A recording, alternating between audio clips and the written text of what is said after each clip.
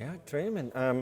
If you look at progress season on season, Chelsea already with 2 games to go, 13 points better off than last season, 44 to 57. If you look at this season alone, 22 points from their opening 18 matches and 35 points from their last 18. Dino, who works in the programme, was very pleased with that stat this morning, so we had to get it in.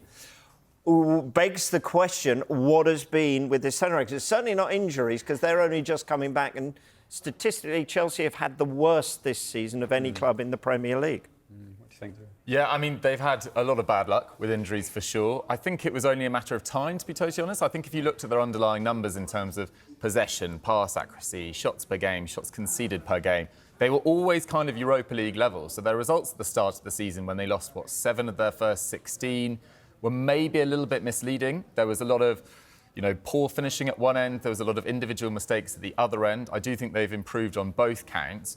You're looking at Cole Palmer as probably the only ultra-consistent player across the entire season, but I do think Moises Caicedo's really improved in the last few months. Conor Gallagher has had some exceptional games as well. Noni Madueke's really sort of eased into this side as well. And actually, if you took their form in the last 20 games and did that across an entire season, they'd finish with 72 points, which they've only topped once since Conte last won the title in 2016-17. So the signs are there. If Pochettino can maintain this momentum going to this summer, don't lose too many key players, I'm looking at you, Conor Gallagher, and add maybe 1 or 2, but not a huge change, we could be looking at a top 4 finish next season and then potentially challenging for major honours from then on. I think it's interesting, though, if you extrapolate it across the whole season, because the consistency just hasn't been there, even since, Christmas and the New Year, where we're saying they've picked up a lot of points, as many points. Was it just the top 3 have got more? Is that right, Rob?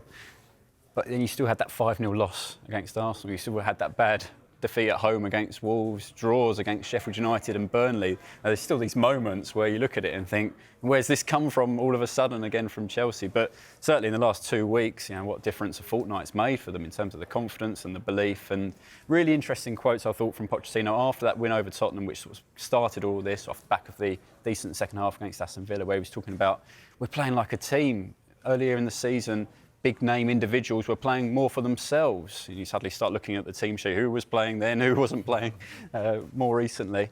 And, that unity, he seems to be starting to find that. And it's good for Chelsea, isn't it, that it's happening towards the end of this season, because they can then go into the summer more positively. And hopefully, from Pochettino's point of view, that gives him maybe a bit more weight in terms of decisions that are made in the summer around who comes in and who goes out. Yeah, it would be pointless and most probably... as far as lawsuits concerned, costly to point fingers and name names of the people that Pochettino was referring to there. But let's talk about Raheem Sterling, shall we? He made an impact at the weekend. His future is a major question mark, James, ahead of the summer. Do the stats show why?